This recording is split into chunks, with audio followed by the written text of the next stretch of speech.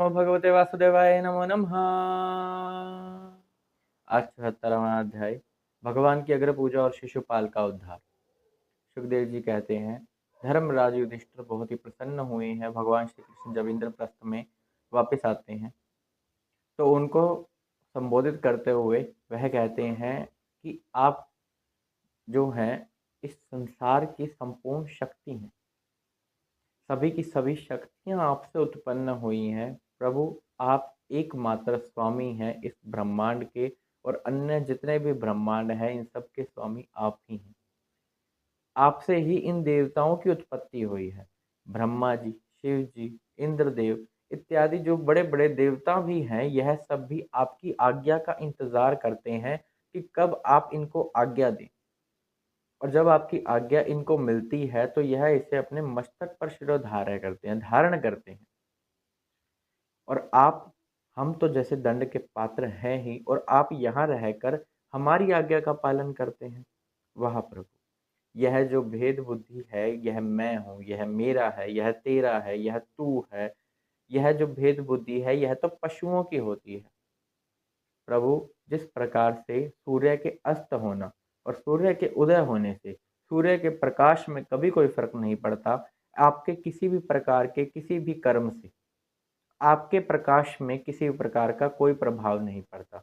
ना वह कभी कम होता है, ना कभी ज़्यादा, ज़्यादा ही इतना है। इस प्रकार वह बहुत ही सुंदर रूप से उनको बहुत कुछ कहते हैं। फिर भगवान श्री कृष्ण प्रसन्न होते हैं उनसे। अब यज्ञ का यजन शुरू किया जाता है, जो कि राजसु यज्ञ होना है। उसके लिए बहुत बड़े बड़े ब्राह्मणों को बुलवाया जाता है, जिनमें भगवान श्री कृष्ण द्वैपन, व्यासदेव जी, शुक्राचार्य जी और बड़े बड़े देवता ब्रह्मा जी, शिव जी, यह सब भी आए हुए हैं।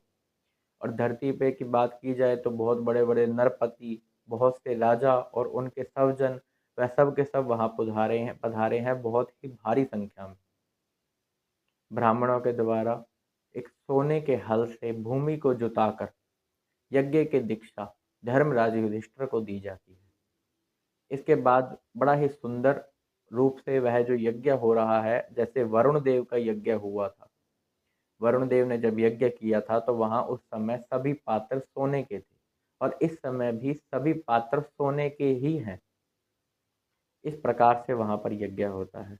यज्ञ के दौरान जब अग्र पूजा की बारी आती है तो धर्मराज युधिष्ठिर अपने सभासदों से सलाह लेते हैं कि अग्र पूजा का भागी कौन है, अधिकारी कौन है, जिसकी सबसे पहले पूजा होनी चाहिए।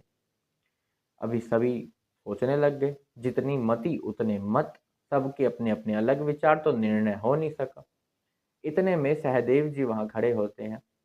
कहते हैं कि जो श्री कृष्ण है वही अग्र पूजा के अधिकारी है, क्योंकि यह जो सारा का सारा विश्व है यह यही है, इन्हीं के रूप में समाया हुआ है सब कुछ।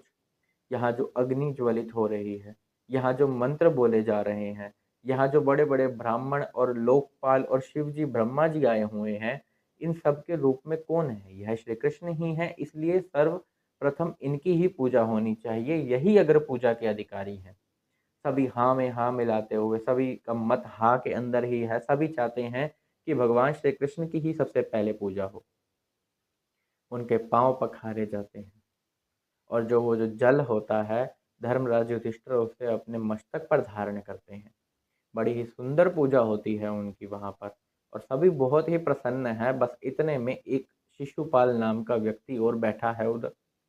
इसको थोड़ी सी परेशानी हो उठती है। अब वह एकदम खड़ा हो जाता है, और ना जाने पता नहीं क्या क्या उसके जैसे सारे शुभ नष्ट हो गए हों, अड़ंग बड़ंग जो उसके दिमाग में आता है वह वो बोले जा रहा है। वो ना जाने किस प्रकार की बातें बोलता है। कहता है कि सहदेव तो बालक है, कहाँ तुम उसकी बातों में आ गए। सहदेव तो बच्चा है, और उसके कहने पर तुमने श्री कृष्ण को अग्र पूजा का अधिकारी बना दिया। यहाँ जो इतने बड़े बड़े ऋषि मुनि, गंधर्व, सिद्ध चारण, शिव जी, ब्रह्मा जी उपस्थित हैं, उन सब के होते हुए तुम श्री कृष्ण की अग्र पूजा कर रहे हो। यह श्री कृष्ण तो ग्वाला है, कुल कलंक है यह तो। इसने तो ना जाने मथुरा नगरी को भी डर के मारे छोड़ दिया था, फिर समुद्र में अपना आश्रय बनाकर रहने लगा। तुम इस यह अगर पूजा का अधिकारी नहीं है, तुम इसकी अगर पूजा क्यों कर रहे हो? ऐसी इतनी शुभ उसका नष्ट हो गया। इस प्रकार से वह ऐसी ऐसी बातें कर रहा था। अब पांडव आदि ये जो वहां पर खड़े थे, और कई कई देश के राजा वहां पर खड़े थे, जिनमें वह राजा भी थे जो कि जरासंध की कैद से छुड़ाए गए थे। यह सब सुनने के बाद वो चुप रहने वालों में से तो नहीं है।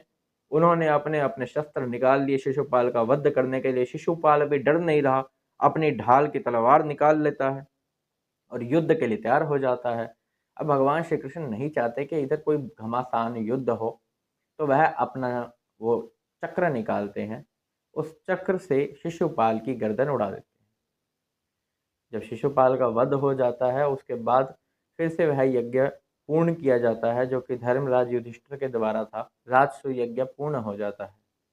वैसे भी शास्त्रों में इस बात का उल्लेख है कि जहाँ पर भगवान की या भगवान के भक्त की निंदा हो रही हो, वहाँ पर रुकना अपने शुभ को नष्ट करने के बराबर है, फिर उसे अधोगति की प्राप्ति होती है।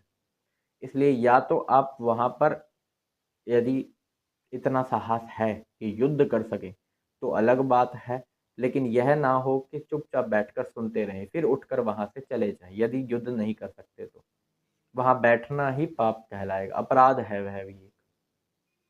इस प्रकार अब राजा युधिष्ठिर का वह राजसूय यज्ञ पूर्ण होता है। अब राजा युधिष्ठिर का मन नहीं है उनको भेजने का, लेकिन फिर भी भगवान श्री कृष्ण उनसे अनुमति लेते हैं और अपनी द्वारकापुरी की ओर प्रस्थान करते हैं। अब जैसा कि शिशुपाल के बारे में 7वें स्कंद में बताया जा चुका है कि वह कौन है। जो सनका आदि थे उनके द्वारा श्राप मिला था द्वारपालों को, और उनको ही 3 जन्म भोगने थे, और उन्हीं में से उन एक पार्षद का एक जन्म शिशुपाल के रूप में था और दूसरे पार्षद का दंत्रवक्त्र के रूप में था। तो वह उनका उद्धार ही होना था। इसलिए जब शिशुपाल की मृत्यु हुई तब उसके शरीर में से एक ज्योति निकलती है और वह भगवान श्री कृष्ण में ही जाके समा जाती है। जो यह 3-4 अध्यायों का वर्णन हुआ, जिसमें जरासंध की कैद से उन राजाओं को छुड़ाया गया, जिसमें शिशुपाल का वध भी हुआ, राजसूय यज्ञ पूर्ण भी हुआ। यदि इसको कोई गान करता है, यदि कोई इसे सुनता है, सुनाता है, तो उसकी समस्त पाप राशि नष्ट हो जाती है। इसमें शुकदेव जी के वचनों की ही शक्ति है।